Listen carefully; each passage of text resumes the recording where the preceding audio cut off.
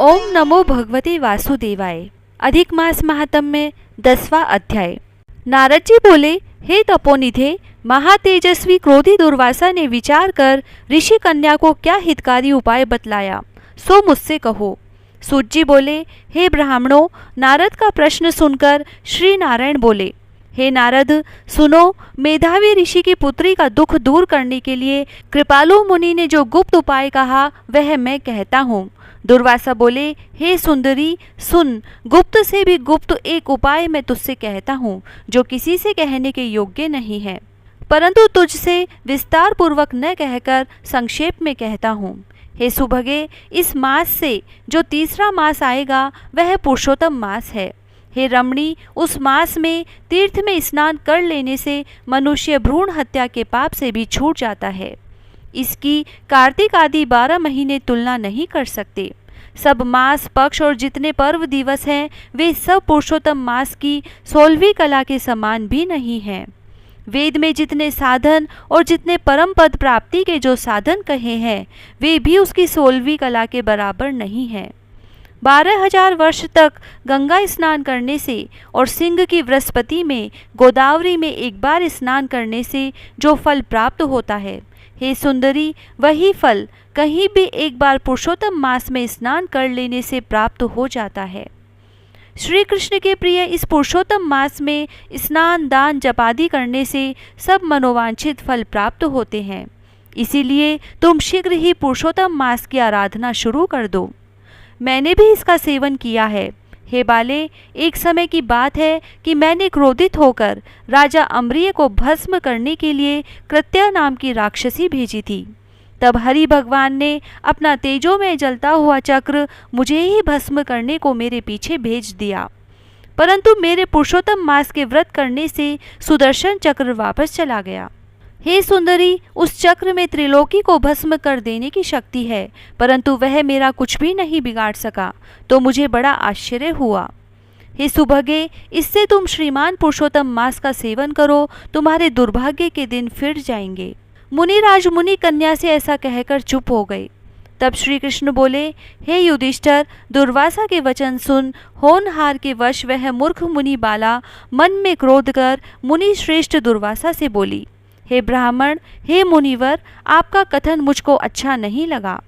क्या माघ आदि निसार हो गए? क्या कार्तिक मास का महत्व कम हो गया?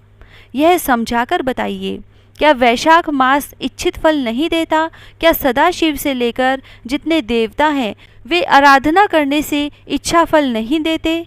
पृथ्वी पर सूर्य देवता जिनके प्रत्यक्ष दर्शन है वे तथा अंबिका देवी मनोरथ पूरा नहीं करती? व्यतिपात आदि योग और शिवादि देवताओं का उल्लंघन करके पुरुषोत्तम मास की प्रशंसा करते हुए क्या आपको लज्जा नहीं आती?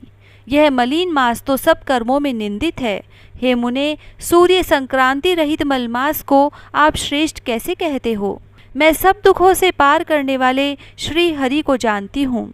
हे भूदेव, मैं रात दिन विचार कर यह देखती हूँ कि जानकी जीवन राम और पार्वती पति शंकर से बड़ा अन्य कोई देवता नहीं है जो मेरा दुख दूर कर सके। हे विपेंद्र, हे मुने, मैं इनको छोड़ मलमास की क्यों पूजा आराधना करूं? ब्राह्मण पुत्री के मुख से यह सुनकर क्रोधी मुनि का शरीर क्रोध से जलने लगा। नेत्र लाल हो गए तो भी दयाद्र होकर मित्र की पुत्री को श्राप नहीं दिया।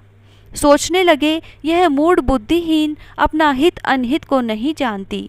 पुरुषोत्तम महात्म्य को पंडित लोग भी नहीं जानते, फिर कम बुद्धि वाले पुरुष और विशेष करके कुमारी कन्या कैसे जाने? यह बिना माता पिता की अनाथ बालिका दुख रूपी अग्नि से तपित है। यह मेरा अत्यंत उग्र श्राप कैसे सहेगी? यह सोचकर मन में दया आने के कारण क्रोध को दूर करते हुए मुनि शांत चित्त हो उस कन्या से बोले, अरे अबोध बालिका, मित्र की कन्या होने के कारण मैं तुझ पर कुपित नहीं हूँ। तुझे जो अच्छा लगे वही कर। हे बाले, मैं तुझे कुछ भविष्य की बता रहा हूँ, उसे सुन। तूने जो पुरुषोत्तम मास का निरादर किया है उसका फल तुझे अवश्य मिलेगा, चाहे इस जन्म में मिले या अगले जन्म में मिले। अब मैं नर नारायण के आश्रम बद्रीनाथ धाम को जाता हूँ। हे भीरू, तू अपने अलहड़ स्वभाव के कारण अपना भला बुरा नहीं सोच रही है। मेरा यहाँ बहुत समय बीत गया। शुभ अशुभ होनार को कोई नहीं मिटा सकता। मैं जा रहा हूँ, तेरा कल्याण हो। श्री कृष्ण जी बोले, ऐसा कहकर महाक्रोधी तपस्वी मुनि तुरंत चले गए।